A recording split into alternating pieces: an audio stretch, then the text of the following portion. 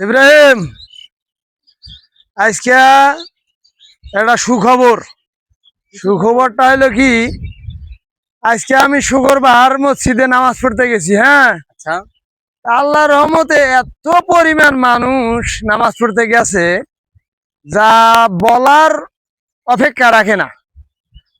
আমি মনে করি যদি এই রকম মানুষ নামাজ পড়ে এবং রোজা করে তাহলে দুর্নীতি করার লোক এই বাংলাদেশে মনে হয় থাকবে না। ঠিক।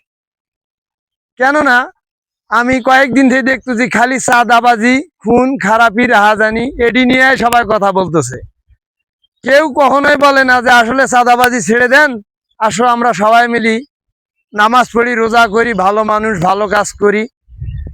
যেভাবে আল্লাহর রহমতে মানুষ আমি দেখলাম, তাতে মনে হয় যে আসলে খারাপ মানুষ, খারাপ কাজ করার মতো লোকই থাকবে না বাংলাদেশ।